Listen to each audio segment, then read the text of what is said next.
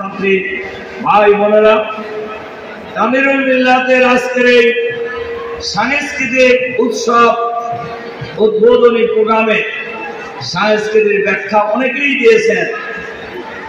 আমি সংস্কৃতির ব্যাখ্যা খুব সহজভাবে আমার ভাষায় যেটা বুঝি, আমার চিন্তায় যেটা বুঝি, সংস্কৃতি মানেই হলো একটা জাতির কৃষ্টি, কালচার, আচার আচরণ, ওঠা বসা, এই সব মিলাই হলো সংস্কৃতি।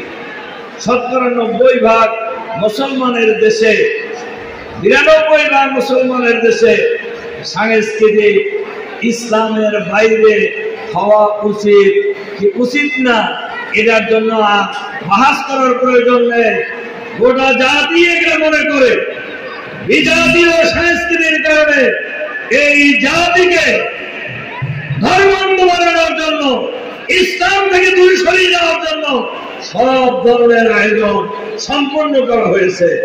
আমরা বিশ্বাস করি তামিরুল মিল্লাত মাদ্রাসা এবং বর্তমান সামগ্রিকভাবে দেশের যে পরিস্থিতি, এই পরিস্থিতিতে বিজাতীয় সংস্কৃতির আমরা মূল উৎপাদন করবো আমাদের প্রিয় জন্মভূমি বাংলাদেশে, ইনশাআল্লাহ।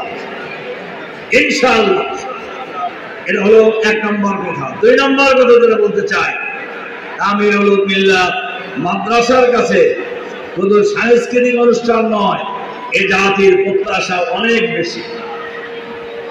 তামিরুল মিল্লাত মাদ্রাসার সাথে যারা জড়িত, শিক্ষক, ছাত্র, ছাত্রী, আমি মনে করি, আমি আরো অনেক যে একটা অনুষ্ঠানের কথা বলছি, এরা আমাদের এই সমাজের সবচেয়ে মেধাবী লোক, cream of family, cream of society, cream of nation. আগামী দিনের এই নেশনকে, এই জাতিকে সুন্দরভাবে গড়ে তোলার জন্য তামিরুল মিল্লাত মাদ্রাসা ঐতিহাসিক ভূমিকা পালন করবে, ইনশাআল্লাহ। ইনশাআল্লাহ। কাজেই আমি আপনাদের কাছে যে অনুরোধটা রেখে আমার কথা শেষ করতে চাই, যে তামিরুল মিল্লাত মাদ্রাসা মেধাবী ছাত্রদের ঠিকানা, তামিরুল মিল্লাত মাদ্রাসা মেধাবী শিক্ষকদের পরিবার।